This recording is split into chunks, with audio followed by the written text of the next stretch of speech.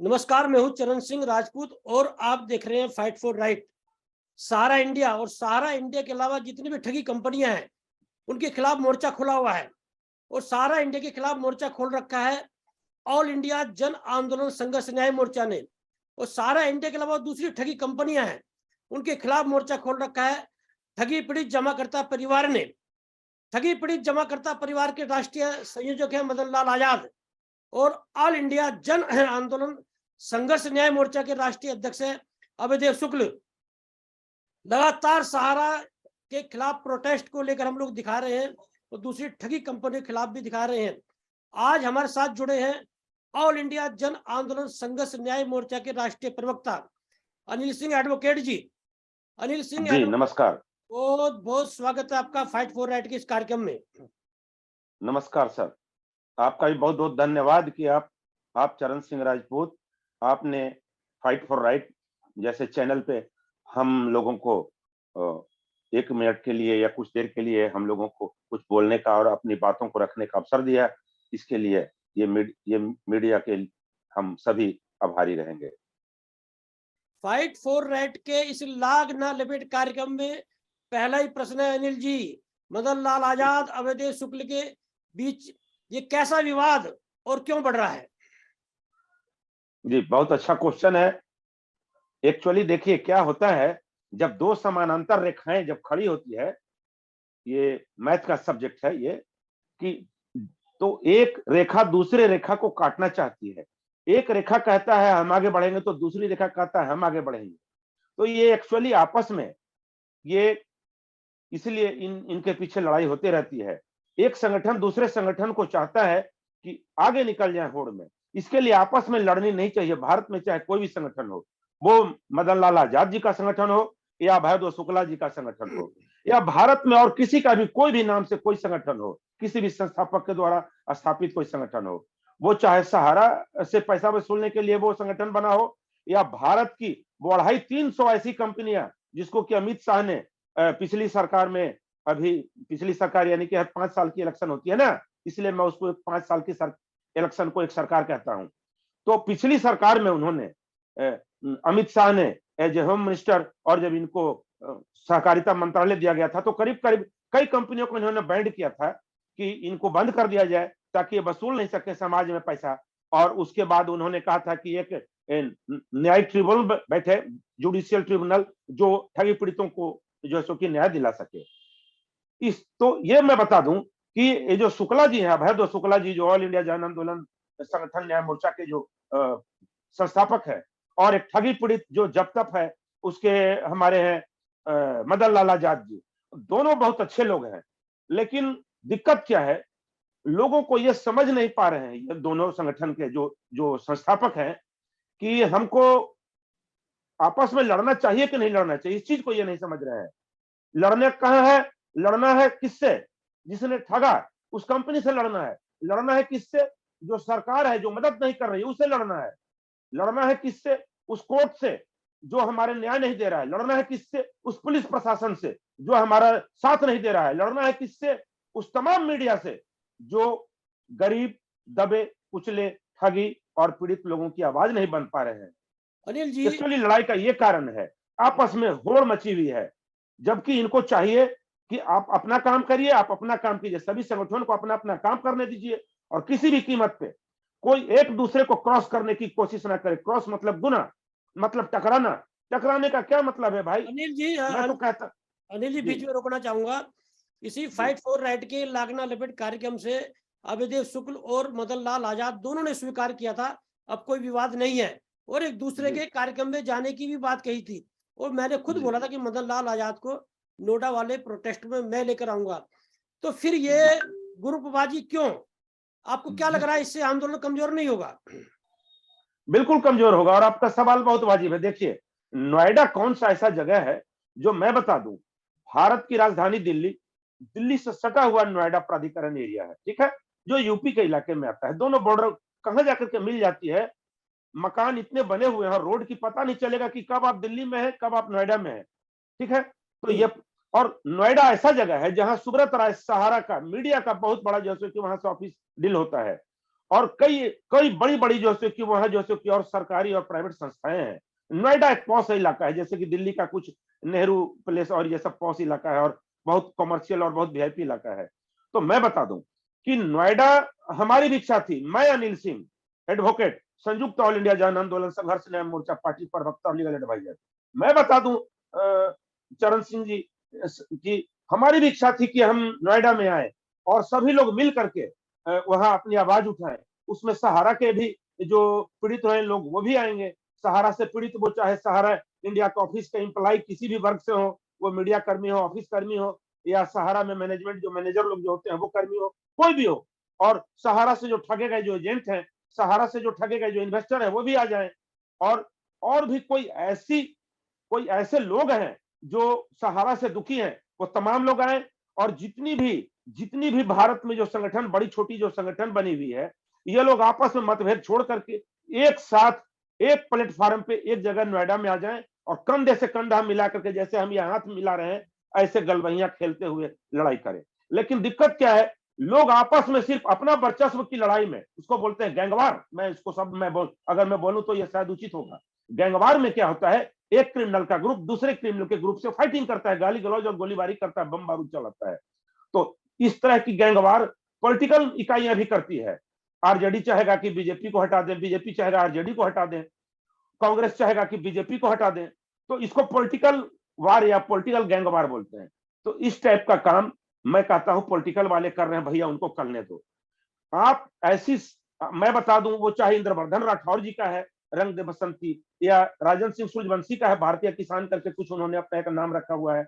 अभी हमारे एक अमन श्रीवास्तव है जो जंतर मंतर की रैली से थोड़ा नाराज हो गए थे, तो उन्होंने एक अपना अखिल भारतीय करके कुछ ऐसा नाम रखा है। तो ऐसी कई संस्थाएं हैं, मदन लाल आजाद जी का, अभय शुक्ला जी का है। ये अलग बात है कि मैं ऑल इंडिया जन आंदोलन से जुड़ा हुआ हूँ, पहली बार मुझे जुड़ने का अवसर मिला तो मैं जुड़ा रह गया। अब संगठन रोज रोज बदलना ठीक नहीं है और बदलनी भी नहीं चाहिए। और मैं कहूंगा कि हर संगठन एक दूसरे को नीचा दिखाने की कोशिश ना करे और गलती ना करे, और आपस के मतभेद यदि सुलझा ले, एक साथ आ जाए, तो ये तो हाथ जोड़ के हमारी विनती है और हमारी दिली तमन्ना है। और अगर नहीं एक साथ आ सकते हैं तो कृपया आपस में लड़िए नहीं। लड़ना है तो उस बेईमान से लड़िए जो आपका कहता है कि भारत स्वतंत्र है। कल 26 जनवरी में हमारा गणतंत्र दिवस भारत सरकार मना रही है, पूरे जगह तिरंगा लहरेगा, लेकिन शायद सेंट्रल गवर्नमेंट और स्टेट गवर्नमेंट को न इस चीज का ख्याल है, न ये याद है कि भारत में कितने लोग रोज सुसाइड कर रहे हैं। कोई भूखा मर रहा है, कोई जो है कि ठगी पीड़ित कंपनियों से टूट चुका है मेंटली तौर पे, वो सुसाइड कर रहा है, मर रहा है भूखों। इसकी किसी को चिंता नहीं है, लेकिन ये लोग तिरंगा फहराएंगे, जिलेबी खाएंगे, लंबा लंबा भाषण देंगे, रास्ता नापेंगे। तो ये तो पॉलिटिकल लोगों के लिए मैंने क्लास किया। लेकिन भैया मैं कहता हूं, आप ऐसे संगठन जो बना चुके हैं आज भारत में, जो गरीब दबे कुचले ठग और बेईमान लोगों से आप लड़ रहे हैं, आप तो आपस में मत लड़िए। अनिल आप जी, अगर साथ एक दूसरे का ना दें तो कम से कम साथ न रह सके तो कम से कम अलग अलग मंच पे लड़ते रहिए, मगर भलाई के लिए लड़ते रहिए। अनिल जी, बड़ा प्रोटेस्ट देश में खड़ा हुआ है और दोनों संगठन अपने आप में बड़े काम कर रहे हैं। और संगठनों में ये देखा जाता है कि जो कार्यकर्ता को, जो नेतृत्वकर्ता होते हैं, वो एक चेतावनी देते हैं कि भाई अनुशासनहीनता नहीं होनी चाहिए, गलत बयानबाजी नहीं होनी चाहिए, आपस में टकराव नहीं होना चाहिए।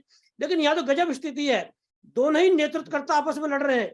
तो कैसे होगा बड़ा प्रोटेस्ट और कैसे लोग, ये पैसा मिलेगा लोगों को? अनिल जी जी, बहुत मैं मुस्कुरा रहा हूँ आपके सवालों से। ये बिल्कुल ये हास्यास्पद वाली बात है और ये बातें ये हाशिए पे रहनी चाहिए, यानी कि हाशिया कहते हैं, हिंदी का एक शब्द है कि मतलब ये बातें किनारे रहनी चाहिए। हर संगठन में सुनिए क्या होता है, जैसे पॉलिटिकल संगठन हो या कोई एनजीओ का संगठन हो या कोई गैर राजनीतिक संगठन, जैसे हम लोगों का जो संगठन है मदन लाल आजाद जी का, अभय शुक्ला जी का, ये गैर राजनीतिक संगठन है। और ऐसी कई गैर राजनीतिक संगठन है जिसका नाम शायद मुझे याद नहीं है। मैं बता दूं कि एक संगठन वाले सोचते हैं हमारा कोई आदमी अच्छा है तो वो अच्छा कर रहा है, अच्छी बात है। मगर संगठन वाले अगर ये सोच लेते हैं कि हमारे संगठन का मेंबर हमारी खानदान का जायदाद का हिस्सा है, हमारा गुलाम है, तो वो दिमाग से ये बात उतार लें। क्यों? इस तरह की ये मानसिक बीमारियों को दूर कर लेनी चाहिए। ये जो गलतफहमी है, इसको मैं बोलता हूं मानसिक बीमारी। ये चीजें पॉलिटिकल जो हमारे जो भारत के जो जो लोकतंत्र में जितनी राजनीतिक पार्टियां हैं वो लोग भी यही करते हैं। जब तक एक संगठन जैसे कि बीजेपी एक संगठन है, उदाहरण देता हूं, उसका कोई एक आदमी अगर ऐसा लगता है कि मैं जनता की बातें और जो गलत हो रहा है वो मैं नहीं उठा पा रहा हूं, तो वो पार्टी में पहले तो अंदर में अपना विरोध प्रकट करता है और कहता है हमारी बातें ये सुनवाई होनी चाहिए।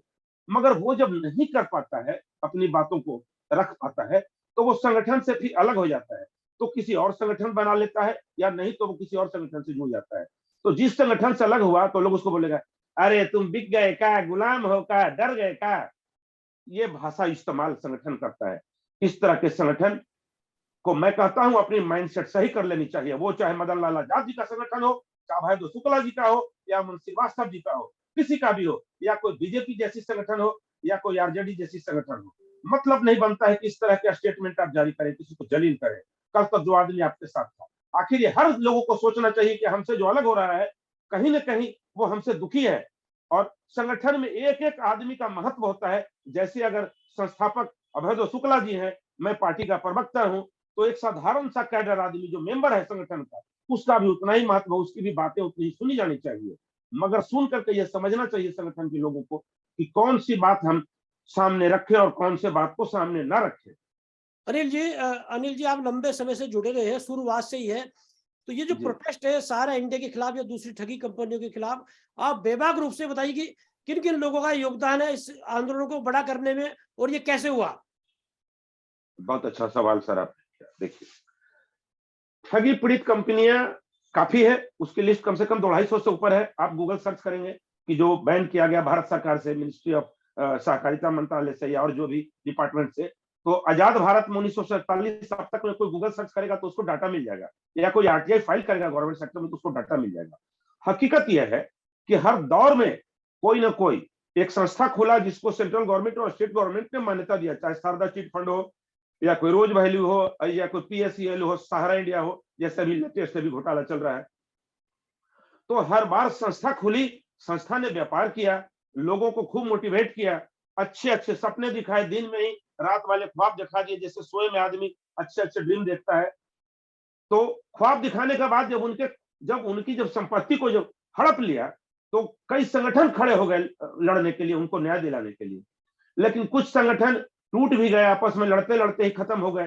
कुछ संगठन लड़ते लड़ते थक गए और उन्होंने अपना आंदोलन ही समाप्त कर दिया। तो मैं बता दूं कि इस तरह के संगठन एक रंगदे बसंती है।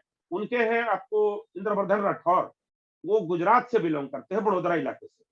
बहुत अच्छा, बहुत देर से हमारी उनकी मुलाकात हुई, संयोग से फिर वो आज देखिए आज हमारे ऑल इंडिया जन आंदोलन के मेंबर भी है और एक ऊंचे पदाधिकारी पे है, परंतु उनका अपना बैनर आज भी है। ऐसा नहीं कि उन्होंने रंग बसंती बैनर को समाप्त कर दिया और सिर्फ संयुक्त ऑल इंडिया ही जैसे के बैनर चले हैं।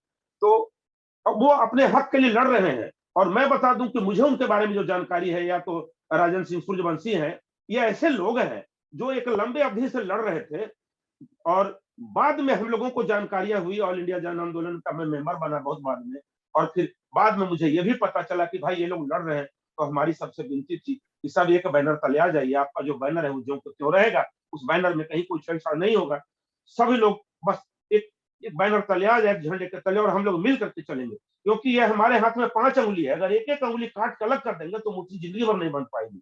इस चीज को सभी संगठन वाले उदाहरण के तौर पर समझने की कोशिश करें। और यदि एक बैनर तले ना आए तो कृपया आप लड़ते रहे, गरीबों की आवाज उठाते रहे, सरकार, कोर्ट कचहरी और प्रशासन के अगेंस्ट में, लेकिन आपस में एक दूसरे को नीचा ना दिखाएं।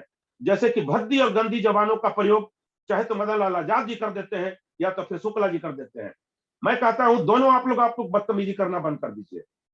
पर्सनल ना तो फोन पे आप कोई भद्दी चीजें लिखिए, और ना ही फेसबुक पे कोई भद्दी और गंदी चीजें लिखिए। ये बात अलग है कि मदन लाल आजाद जी, जैसे कि मैं अनिल सिंह, मुझे, या इंद्रवर्धन राठौर हैं, राजन सिंह सूर्यवंशी हैं, या वीरेंद्र सिंह सोलंकी हैं, या फिर कुशवाहा जी हैं, तो ये हम लोगों को रिगार्ड देते हैं, सम्मान देते हैं, इज्जत देते हैं, और अपने संगठन में उन्होंने आने का न्योता दिया। और ये हमारे लिए सम्मान की बात है कि हम एक अच्छा काम कर रहे हैं, तो उनके दिल में हमारे लिए एक सम्मान और इज्जत है। लेकिन ऐसा है कि इस संगठन से उस संगठन जाना, उस संगठन से इस संगठन में आना, ये कोई रोजगार का खेल नहीं है।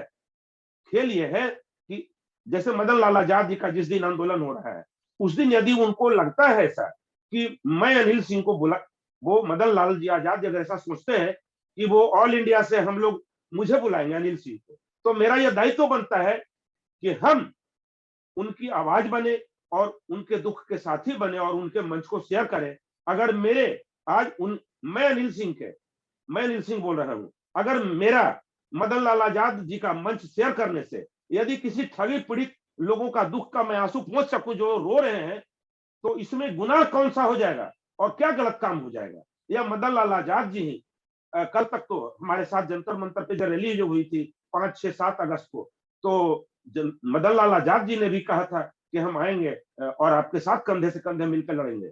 ये बात मुझे डायरेक्ट जानकारी नहीं भी थी, यह अभयदेव शुक्ला जी के द्वारा मालूम हुआ था। अभयदेव शुक्ला, नागेंद्र कुशवाहा और मदन लाल आजाद और 1-2 लोग थे, उन्होंने एक वीडियो बनाया था जंतर मंतर पे कि यहीं पे 5, 6, 7 को जंतर मंतर पर रैली होगी और हमारे एक सुप्रीम कोर्ट के वकील साहब हैं, उनको भी वहां आना था। क्या लेकिन वो कुछ किसी टकराव से सारा जी। प्रबंधन हो या दूसरी ठगी कंपनियों का प्रबंधन हो, क्या वो इसी टकराव को में अपना फायदा नहीं टटोल रहे हैं? अरे साहब, उसको बोलते हैं बिल्ली के झगड़े में बंदर का फायदा। मैं साफ साफ कह रहा हूँ, मैं हंस नहीं रहा हूं, मैं ठास कर रहा हूँ। और ठास करना और हंसी का मतलब जो लोग नहीं समझते हैं, इसका मतलब वो नहीं जानते हैं। इसका मतलब मैं बता दूं, संगठन जितना टुकड़े में बटेगा, जैसे एक संगठन है उसमें से टूट पड़ेगी 4 संगठन, तो छोटा छोटा समूह बन जाएगा। जब छोटा छोटा समूह बन जाएगा तो भारत सरकार भी डरना बंद कर देगी, स्टेट गवर्नमेंट भी डरना बंद कर देगी, और जो स्टेट गवर्नमेंट है, सेंट्रल गवर्नमेंट है, और ये जो ठग पीड़ित जैसे कि ये संस्थाएं हैं, जैसे पीएससीएल हो गया, रोज वैली हो गया, शारदा चिट फंड वाला हो गया, या सहारा इंडिया, ये मैनेजमेंट तो रातों रात खुश हो जाएगा। इसको बोलेगा कि मुंह मांगा वरदान मिल गया। जैसे वो बोलते हैं ना कि 2 बिल्लियां लड़ रही थी, 21 या 22 रोटी सामने कहानी पड़ी थी, बंदर बोला तराजू पे तौलता हूं, और तौलते तौलते सारी रोटी खा करके तराजू फेंक के पेड़ पे चढ़ गया। वही हाल न कहीं हो जाए भाई। आप लोग लड़ना बंद कर दीजिए, मैं सीधा सीधा आपको समझा रहा हूँ हाथ जोड़ के। आप लोग लड़ना बंद करें आपस में, और नहीं तो फिर वही हाल होगा। ये बेईमान आदमी सुब्रत राय बच निकलेगा, जितनी ठग पीड़ित कंपनियां हैं सब पैसा हड़प के विदेश में चली जाएगी, और आपस में आप लोग डॉग और कैट की तरह फाइट करते रहिएगा, या तो सुसाइड करते रह जाइएगा। न्यायालय भी माथा पीटते रह जाएगा कि भैया जब विदेश से उसको पकड़वा करके लाएगा तब तो पकड़वा करके क्या कर लेगा। जैसे कि विदेश से किसी को मंगवा लेगा 2 साल 4 साल के बाद आपका सुप्रीम कोर्ट ऑफ इंडिया, तब तक तो सारा धन अगर जो विदेश में अपना वो माइग्रेट कर चुका होगा, तो आप लोग लड़के ही क्या कर लीजिएगा कोर्ट में या तो सड़क पे। तो इसलिए कृपया लड़ना बंद कर दीजिए, और लड़िए अनिल तो कोर्ट में लड़िए, न्याय के लिए लड़िए, लड़िए तो सरकार से लड़िए न्याय के लिए, अनिल लड़िए जी ये तो संस्था से लड़िए जिस संस्था ने आपको ठगा है। कृपया आपस में न लड़िए। अनिल जी ये जी, वर्चस्व की लड़ाई बंद कैसे हो, वो सुझाव दीजिए इस चैनल से, फाइट फॉर राइट के। बहुत अच्छा सवाल है सर, आपने बहुत अच्छा पूछा। ये हमारे दिल की तमन्ना थी, हमारी इच्छा थी। जैसे कि मैंने कहा कि हमारे राजन सूर्यवंशी है, इंद्रवर्धन राठौर है, वो जैसे कि भाई आज ऑल इंडिया जन आंदोलन के हमारे वो मेंबर भी हैं, एक उच्च पदाधिकारी पर है, और चाहे वीरेंद्र सिंह सोलंकी है, ये सब तो सबका अलग अलग अपना अपना जैसे संगठन कल भी था और आज भी है, स्थिति में और रहेगा आने वाले समय में। तो मेरी भी एक इच्छा थी कि एक हमारे मदन लाल आजाद भाई हैं, वो बहुत अच्छा लड़ाई लड़ रहे हैं और बर्ड सेक्ट की लड़ाई लड़ रहे हैं। बर्ड सेक्ट को सबसे पहले उन्होंने उठाया था, बाद में बर्ड सेक्ट को हमारे गाइडलाइन में संयुक्त ऑल इंडिया जन आंदोलन ने उठाया था। मैं आज खुलासा, हमने फेसबुक पे जब ये पोस्ट लिखा, बर्ड सेक्ट के तहत एक फॉर्मेट जारी किया था, तो ऑल इंडिया जन आंदोलन संगठन में हड़कंप मच गया था। हमारे कुछ कोर कमेटी के साथी उन्होंने तुरंत फोन किया, पोस्ट जारी कर। जैसे ही मैं पोस्ट फेसबुक पे मैं ज्यादा रहता हूँ एक्टिव, फेसबुक हूँ और ट्विटर पे मैं बहुत एक्टिव रहता हूँ, ओवर एक्टिव रहता हूँ। इंस्टाग्राम पे मैं थोड़ा सा कम एक्टिव रहता हूँ, क्योंकि वहाँ खाली सेलिब्रिटी या नाचने गाने वाले लोग रहते हैं, तो वो मुझे पसंद नहीं है नाच गाना देखना। सिनेमा देखना ये हमारी फितरत नहीं है। थोड़ा थोड़ा मनोरंजन कर लेता हूँ, क्योंकि मैं भी आदमी हूँ, इसलिए कभी कभी कुछ गाना पोस्ट पे डाल देता हूँ कि कुछ लोग जरा टेंशन इतना कर लिया है जिंदगी का, तो थोड़ा सा गाना सुनकर बोझ हल्का कर लो। मैं बता दूं कि हड़कंप मच गया है, तो फिर मैंने लोगों को समझाया, अपने ऑल इंडिया के कोर कमेटी के लोगों को, कि बर्ड सेक्ट के बारे में अगर नहीं मालूम है तो कृपया आप लोग विरोध करना बंद कर दीजिए। आप खुद को कपिल सिब्बल या राम जेठमलानी या भारत का चीफ जस्टिस होने का गलत फहमी मत पाइए, ठीक है। कानून जानना वकील का काम है, और पूरा घोटाला कितना हुआ ये जानना मीडिया का काम है, और चीफ एडिटर महोदय का काम है। कृपया दूसरे के काम में हाथ ना बटाएं, फटे में टांग ना अड़ाएं, वरना टांग जो है ना फंस जाएगी, और इस तरह से अगर फंस गई ना तो भैया छिल जाएगा टांग निकालने में। तो फिर जब समझे तो लोगों ने इसको पालन किया। इसलिए मैं मदन लाल आजाद जी को भी धन्यवाद दूं और अभयदेव शुक्ला जी को भी धन्यवाद दूं कि ऐसा संगठन का नाम रखा और काम ऐसे कर रहे हैं जिससे दबे पीड़ित लोगों का जो है आवाज उठे। मैं तो कहता हूं कि दोनों आपस में भैया समझौता कर लो, झगड़ा किस बात का। मैं कहता हूं सबका बैनर अपना अपना है, अपना अपना ही रखो, लेकिन लड़ो तो साथ मिल करके लड़ो और एक साथ लड़ो, ताकि जैसे कि देखिए भारत में अगर सपोज दैट कि मैं एक उदाहरण देता हूं, मान लिया कि कोई एक ऐसी आर्मी, जैसे कि मैं बता दूं कि गोरखा रेजिमेंट है, मुझे नहीं मालूम कि गोरखा रेजिमेंट में टोटल कितनी संख्या है, मैं एक अनुमान लगाता हूं अगर 1,00,000 फोर्स है, 1,00,000 फोर्स अगर अलग अलग होकर के लड़ेगी तो जंग नहीं कामयाब होगी।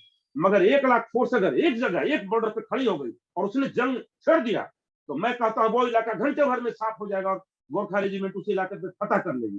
तो यही मैं कहता हूं संगठन को ये समझना चाहिए। अनिल जी, कृपया आपस में लड़ाई बंद करें। अनिल जी, असली लड़ाई बट्स एक्ट की है। मदन लाल आजाद का ये कहना है कि अभयदेव शुक्ल बट्स एक्ट को नहीं मानते थे। हालांकि पिछली बार फाइट फॉर राइट के लागना लिबर्ट कार्यक्रम में उन्होंने स्वीकार किया है कि वो मानते हैं, अभयदेव शुक्ल ने भी स्वीकार किया। और अभयदेव शुक्ल ने जो आज वीडियो जारी किया है उसमें अच्छा। ये एक तरह से नाम नहीं लिया है, लेकिन ये बोला कि कुछ लोग जो है आधी अधूरी जानकारी है बट्स एक्ट के बारे में, वो पूरी जानकारी नहीं बता रहे हैं। तो एक तरह से असली लड़ाई बट्स एक्ट की है। तो बट्स एक्ट के बारे में आप बताइए कि ये कहानी है क्या, ये क्या मामला है? देखिए भारत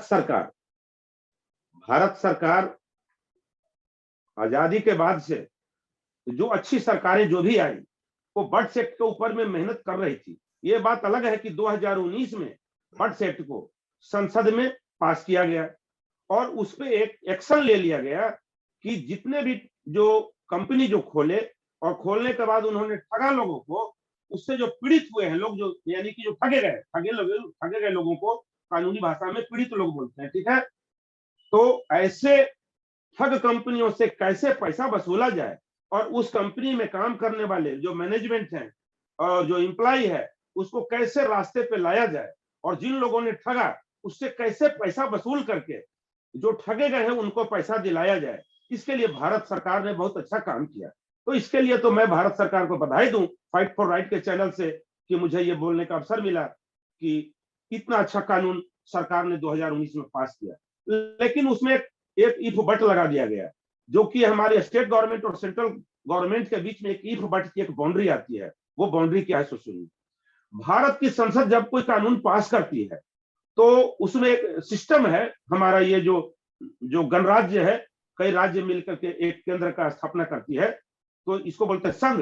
तो इसमें मैं बता दूं, अनिल जी, तो इसमें लगा दिया गया सिस्टम कि कौन सा स्टेट गवर्नमेंट उसको लागू करेगी और कौन सा लागू नहीं करेगी, उसके विवेकाधिकार लाल तो ये गलत काम हुआ। मदन लाल आजाद में और अभयदेव शुक्ल में जो विवाद हुआ बट्स एक्ट के मामले में, उसकी सच्चाई बताइए, मामला है क्या? मामला यह है कि देखिए मदन लाल आजाद जी अच्छे लोग हैं, उनको कानून मालूम है। मैं नहीं जानता हूं कि मदन लाल आजाद जी ने एलएलबी की डिग्री ली है या नहीं, कहीं कोर्ट कचहरी में उन्होंने वकालत की है कि नहीं, मुझे ये नहीं मालूम है। ये मैं आपके चैनल से बोल रहा हूँ। हमारी कभी पर्सनल उनसे बात भी नहीं हुई है, मुलाकात भी नहीं हुई है, बस फेसबुक पर ही या व्हाट्सएप पर ही थोड़ा थोड़ा ग्रुप में चैटिंग होता रहता है हमारा उनका। तो जब उनको देखा कि बट्स एक्ट को बहुत पसंद कर रहे हैं और बट्स एक्ट के तहत वो कह रहे हैं कि ठगी, जितना भी जो लोग ठगे गए हैं, पीड़ित कंपनियों पे केस कीजिए, जिस कंपनी से आप पीड़ित हैं उस कंपनी के ऊपर केस कीजिए। तो ये मुझे बहुत अच्छा लगा। बट्स एक्ट में कानून है सर, मैं बता दूं, उसमें ये सर्कुलर है कि जो लोग, जैसे कि एजेंट या मैनेजमेंट का कोई मैनेजर अगर किसी को यह समझाता है कि तुम हमारी कंपनी में अपना धन निवेश करो तो तुमको आज जमा करोगे तो 2 साल या 3 साल या 5 साल में तुमको 3 गुना या 4 गुना या 5 गुना मिलेगा। तो इसका मतलब आपने उसको गुमराह किया या तो ओवर कॉन्फिडेंस उनको आपने कन्विंस किया। तो ठीक है, अगर आपको भारत का कानून, जो हमारा आरबीआई और वित्त विभाग का या और भी जो मिनिस्ट्री है, अगर आपको यह डायरेक्शन देता है, आपको यह हक देता है कि किसी से 1 रुपया लो शर्त के मुताबिक, तो तुम 3 साल में या 5 साल में उसको यदि दुगना दे सकते हो तो ठीक है।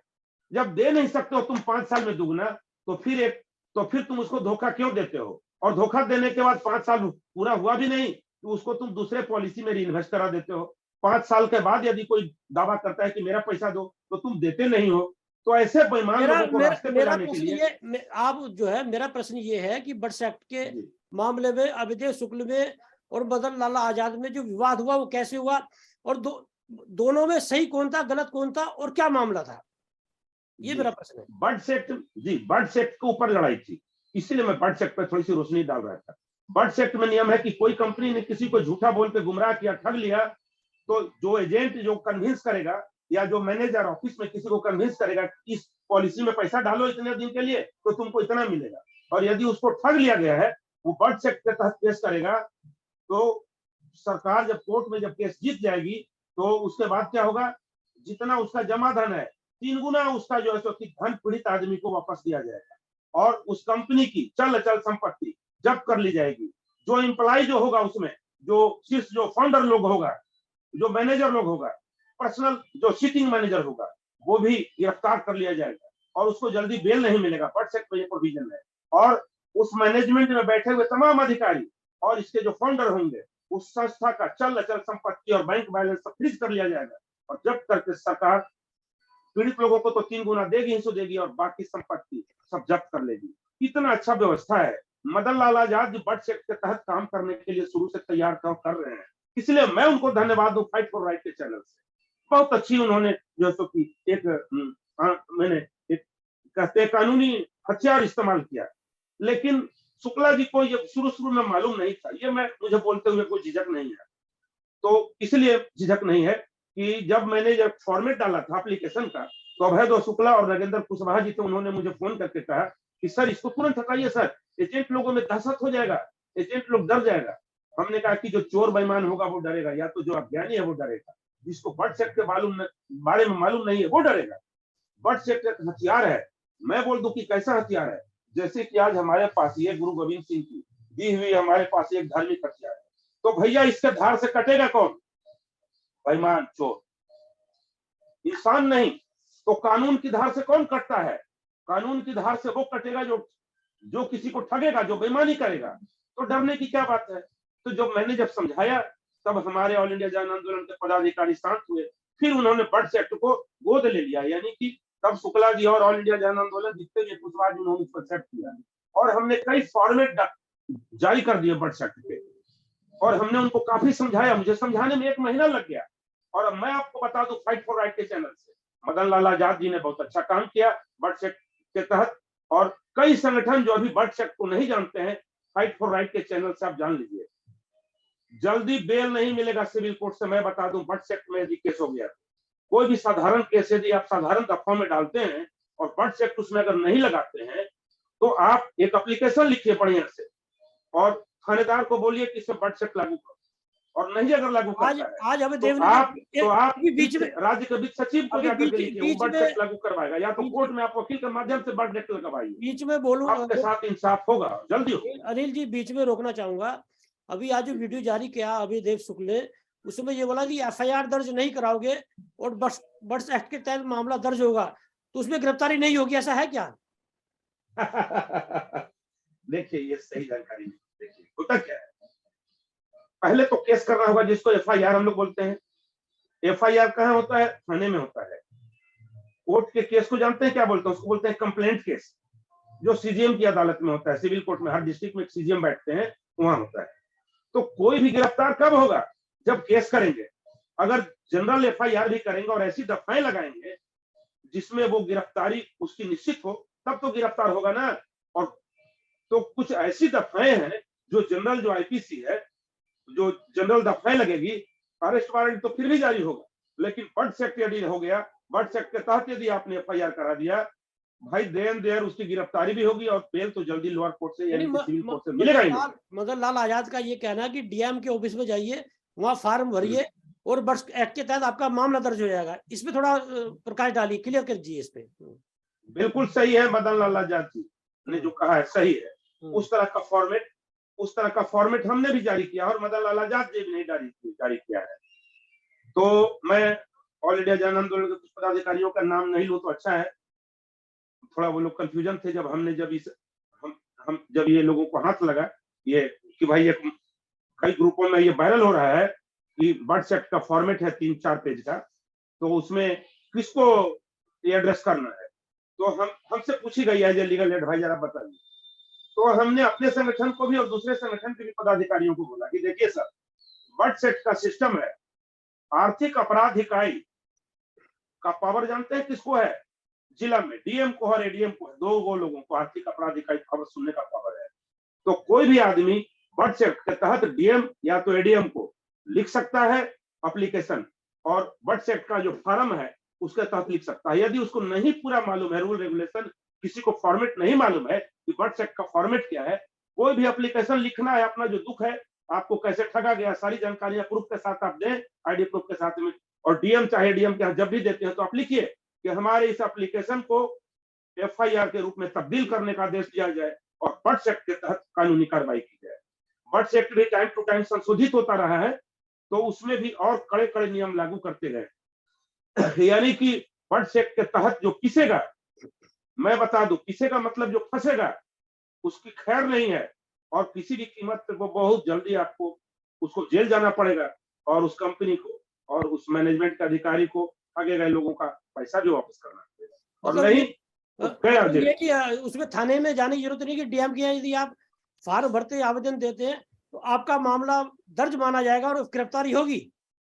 जी देखिए, डीएम के यहाँ आप आवेदन देंगे तो ये ऑटोमेटिक एफआईआर में तब्दील नहीं होता है। डीएम उसको संज्ञान में लेता है, इंक्वायरी करता है, उसके बाद वो आपको पहले तो उस कंपनी को या जिस पर्सन को आपने पार्टी बनाया उस एप्लीकेशन में, यानी जो आपका अपोजिट पार्टी है, पहले उसको नोटिस करता है डीएम कार्यालय कि फलाना फलाना का ये नोटिस है, हम तुम पर एक्शन लेंगे कानूनी, और नहीं तो तुम इसका निपटारा करो। यदि वो निपटारा नहीं करता है तो उस हालत में डीएम क्या करता है, जिस आदमी ने आवेदन दिया है डीएम को, सीधा उस आदमी को वो फोन से कांटेक्ट करता है जो आपका नाम पता दिया गया है, या तो एसएमएस से उसको इंफॉर्मेशन मिलता है कि आप इस एप्लीकेशन को ले जाकर के थाने में एफआईआर के रूप में तब्दील करते हैं। जब थाने में जब एफआईआर में तब्दील होगा तो पुलिस को यह हक हो जाएगा कि फिर रातों रात बट एक्ट में गिरफ्तार कर लिया जाए, क्योंकि जनरल दफाओं में तो शायद गिरफ्तारी टल भी जाए, बट एक्ट के तहत दरोगा बाध्य है और कोर्ट बाध्य है आप पर तुरंत आप पर जो है कि आपकी अरेस्टिंग हो जाएगी और आपको वारंट जारी होगी। अभय देव शुक्ल ने अभी एक जो है 6 फरवरी को जिला मुख्यालय पर ऑल इंडिया जन आंदोलन संघर्ष न्याय मोर्चे के प्रोटेस्ट की बात की है, इसके बारे में बताइए। जी देखिए सर, हमारा जो संगठन है ऑल इंडिया जन आंदोलन संघर्ष न्याय मोर्चा, तो हम लोगों ने एक रणनीति बनाई कि पूरे भारत भर में 6 फरवरी